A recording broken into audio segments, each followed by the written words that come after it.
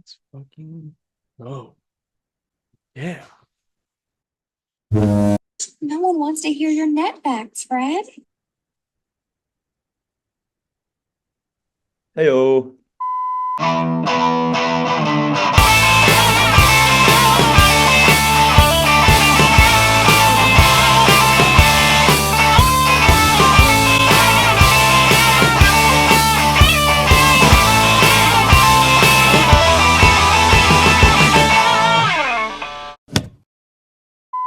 All right, we'll start it off hot, man. Still Willing. Out August 2nd by Bella Union. Now, 3 years since release your first EP, Gazebo. Do you still see yourself as the leader of an uplifting poppy rock and roll band? Do you think y'all have evolved past that? Well, to be honest, maybe it's still pretty much the same. Yeah. Still, that sounds pretty all right to me. I guess maybe it's a little less uplifting than it used to be. There's a lot more like quiet and stretched out songs or something. But I guess we're probably like we're a happy bunch of people. You'd have to be, right? I mean, you're making music now professionally. Well, you've been making music professionally for several years now. This is by no means your first band, but it takes I think, a certain kind of person to stay as positive and stay as, I think, outwardly happy as you have been throughout the course of your musical career. Now, is that something that you have had to cultivate over several years, or do you think that's something that comes more naturally to you? I mean, we're at the point now where we can just focus on doing music. We've been doing like a lot of side jobs and different things for a while, so it's really a good reason to be happy about it. It's also a lot because it's a lot of work, so sometimes it's a bit much. But I mean, in general, just really thankful that we're like in a place where we're just free to kind of do the music thing. It's really awesome. Makes absolute perfect sense. I can only imagine how chaotic it must be being the leader of a band that's as big as it is. I'm sure that presents its own unique set of challenges. Yeah, I guess so. I mean, there's also a nice thing where everyone kind of takes some responsibility for some things. So it's not I'm not a leader in that way. I kind of take care of the songs and stuff, and the music part. I have like a last say, or I don't know how you say that, but I guess like our percussion player Gideon is basically our second manager. He's like a very much um, busy like with day-to-day stuff we do, and other people step in sometimes too to like help out with stuff. It's definitely not Disney. Uh, Kind of it takes a village to yeah, form a band, right? and it feels really cool that we're doing stuff. We're playing like shows where a lot of bands around us have like a nice crew or like a very well thought out plan, especially in the Netherlands. And we're all kind of doing it ourselves, which is it's quite funny. Sometimes it feels like we're like traveling around in like a kind of like duct tape together van that's almost falling apart. And it's like the seven of us trying to kind of make it work. We say yes to a lot of things, which means sometimes we have to be in like a van for a very like uncomfortable amount of time. But it gets funny again, and it's almost like a challenge sometimes. So it's nice. Yeah. It's more like traveling with friends than it is a business trip then. Yeah, definitely. But there's still, yeah. It's just it's funny comparing it to some other bands around us that have it like really well thought out, and it feels like it shouldn't be going this all right, but the way we're doing it, it feels like we're children in a grown-up world, basically. Talk to me a little bit more about how Still Willing came together conceptually. Yeah, sure thing. So we put out one record before this called Big Love Blanket. Um, and for both records, it's just me. I write the songs and I play most of the instruments on the record, except for like drums. I don't really play drums. I'm not good at it, and I have a bunch of friends who are really amazing at it. And also like the saxophone. I don't play saxophone. We have some saxophone on both records. So it would basically just be me, like kind of asking people who are in the live band, a personal trainer, but also just friends I know, if they want to play some parts, if I come up with like a part I can play myself, or feel like asking someone else to play it because it's fun. kind of tried that for the first record for the first time. So kind of building blocks type of recording. In bands I used to be in, we used to go live into a studio, record all together in a room and kind of work from there.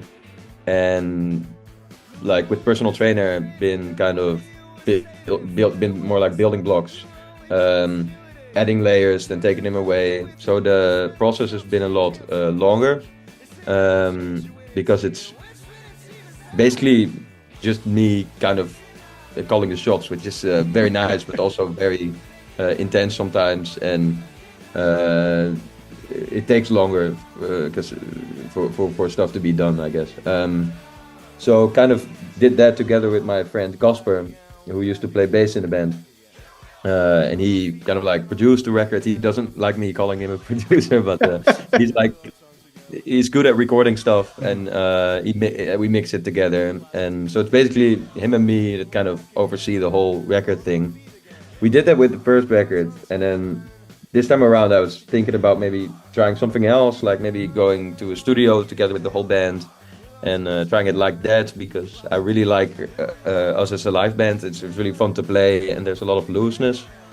But after a while, I thought Casper and I had kind of built up this musical relationship where we could really easily communicate what we would want from a sound or like a song. So it felt, in the end, it felt more logical to kind of, since we had built that up, kind of pick the fruits from that or something. Kind of do a second one, and it would be easier. And it was easier in a way, like to do this, because we had this way of communicating together. So that's kind of how the second record came about. It's I wrote the songs, and I did the same thing with Casper, where we kind of recorded parts together. I would record a lot here at home, and then ask like different musicians, and we would like go to a rehearsal space and have a little setup, and people would play like drums, or we would ask we would go to a friend's place and record a saxophone part over there, and like a keyboard part over there in someone else's home studio. So it's a lot of like going around and recording stuff. Which I think kind of goes back to that, it takes a village. And I think that's one thing that you and Personal Trainer really bring out of people, is that social aspect of music. You hear a lot of, I think, I don't want to say bigger names or anything, but you hear like Taylor Swift does it all by herself, or Ed Sheeran does it all by himself. He can't do it all by himself. He's not a mix, he's not a producer. Mm-hmm. He's just a guy. So I think the social aspect of it, the fact that it doesn't take one studio, one person, one saxophonist to come in and record this album, which I think is just beautiful. To that end, I would love to hear a little bit more about the song Personal Trainer, which I think the third or fourth song on the record. It's silly, it's sweet, it's amazing, and it's very self-referential, and I would love to hear a little bit more about how that one came together. Yeah, I guess without like pinning down what it's about too much, because I don't really know, to be honest, but it feels to me like it maybe has something to do with like making music together too, and like being in this band or something. It's I basically just wanted a song on the record, so it's like the record starts with like a very long track that's like a bit all over the place. I thought that would be a funny start to a record, and then I wanted that one to be like the first proper one where you could actually like make out what I was saying and stuff. Because, I just wanted a really weird, intense start, and then a very clear, very almost like traditional sounding soft rock song or something. So kind of have like a huge intro, then the first proper song on the record. And I really wanted a song that sounded a bit like You Got a Friend in Me by Randy Newman. That's also like the Toy Story soundtrack. I just thought that would be cool, so kind of aimed for that. I had a melody that I took from a song that I wrote when I was, I think like 13 or something, when I was in my first band. And I kind of did a kind of a new version, or like a cover of that song, for this record. So yeah, it's like a bit of like a personal song about being in bands, I think. But I'm not sure, to be honest. I didn't really think about it while writing it. It was more about like the sound of the words than the actual words. That's too good. Wow, 13 or 14. It's funny how songs you write forever ago will kind of pull themselves back up years down the line. Yeah, I mean, I guess I there's this recurring like theme on the record that's about like kind of looking back on. It's a very like personal record. It's like a little abstract diary or something. Um, and it's very like selfish words. It's like probably no one would really get it, which I don't really care about.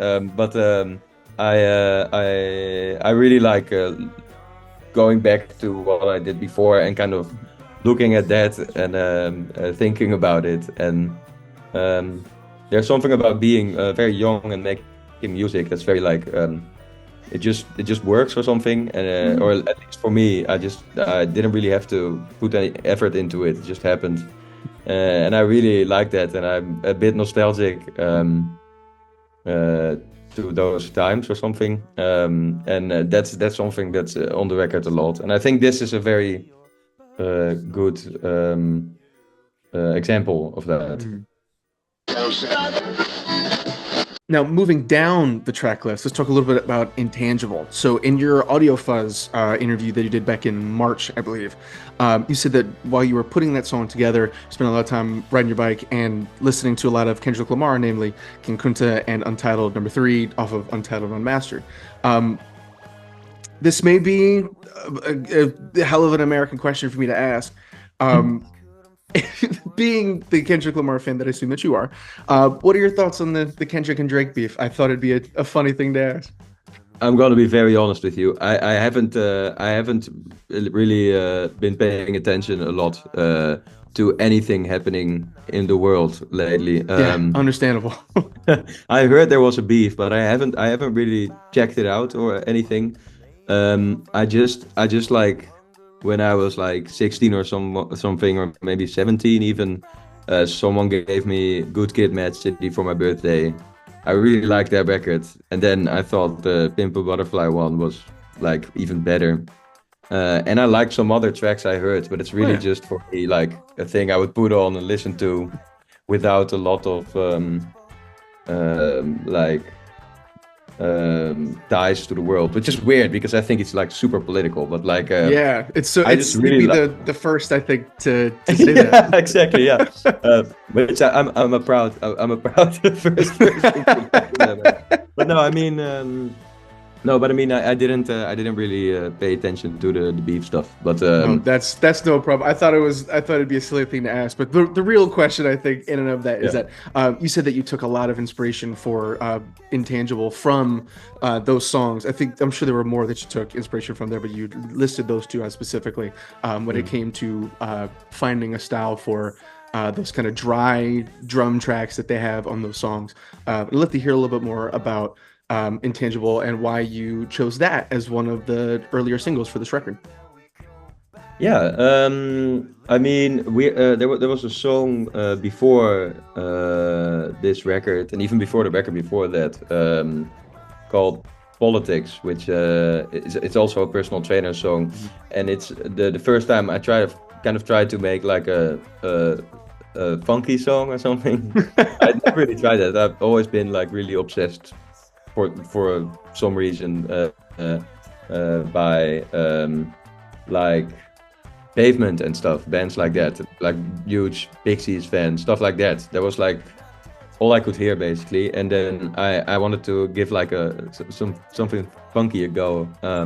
So I tried that, and then I started listening to a lot of different types of music, and I think Intangible was like my second proper try at like a funky sounding like dancey song. I think it just sounded like a happy song that wasn't like over 6 minutes. That's probably the main reason why it's like a single or something.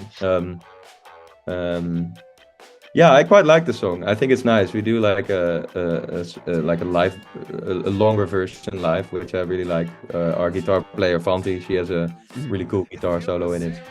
Pretty happy about that. And I mean, like the Kendrick thing, it was probably just me listening to a lot of Kendrick at the time of that interview. There's probably a lot of different music. I really like listening to music, so there's probably a lot of different things I was listening to. I remember listening to a lot of Dutch bands actually, like Dutch pop bands that wouldn't really listen to before that because I was too busy like listening to Modest Mouse or whatever. But yeah, stuff like that. Yeah, that's I think it's just like one of the more like uplifting, shorter songs, which is probably why it was the first one we put out. Of course, you gotta give them a taste. You can't put the 8-minute song out first. It makes perfect sense. It makes perfect sense. But kind of spinning off what you said about listening to more Dutch bands, it's funny what you find in your backyard and all that. You also said in that interview that you hope you've become a patient listener with open ears. How do you think we can all become more open listeners and come to enjoy more styles of music and more languages of music and things like that? I don't think no one really has to. I think just if you want to be a close listener, if you just want to listen to anything really, if you want to listen to anything, go ahead, be my guest. I'm not here to judge. But I mean, if you want to listen to more music, tough one. It's like available everywhere, so it's basically just talk to people about music, I guess. That ask people for recommendations. Maybe listen to like the radio or something. Or check out a Spotify playlist. And if you wanna, and don't skip stuff after 30 seconds. I mean, you can, but if you wanna like try new stuff, I've listened to some records that I was like not into immediately, just kind of forced myself to listen to it because I was curious what it would be like to like go through like the first collection of like that first Aphex Twin kind of compilation, something like that. I had never listened to something like that, and that's not like easy listening if you're just like a big Nirvana fan or something. If you're a Pavement fan, you're not gonna like, all right, let's try this out. But I mean, it's fun, and you get to listen to like a lot of different things if you try. And I mean, it's all available. It's all for free. Yeah, right. Yeah. Well, to that end, man, see, I ran through just about everything I had for you, man. So spinning off of becoming an open listener and listening to music, and you saying that you love listening to music. My last question, and I think my hardest question, is the question I love to ask all of my guests on the show, is what are you listening to right now? Oh, that's a good one. I was just listening to music while I was doing my like what you say it? I don't know what you call it, belastingdienst in English.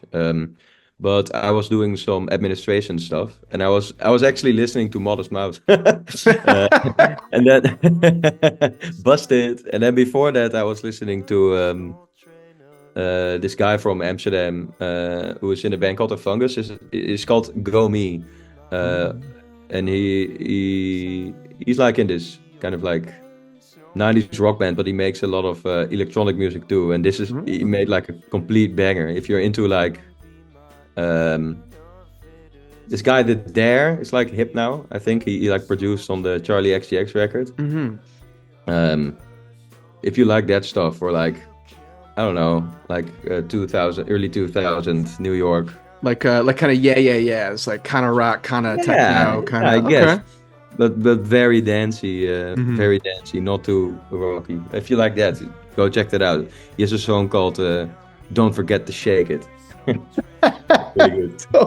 We're gonna put that up right over here in the corner for that. That's awesome. Well, cool, Willem. Well, thanks again for coming on, man. On behalf of myself and Tonitruale, like we said, quick and painless. We hope you had a good time, and we'll be looking forward to Still Willing out August 2nd, Bella Union. Cool stuff. Yeah.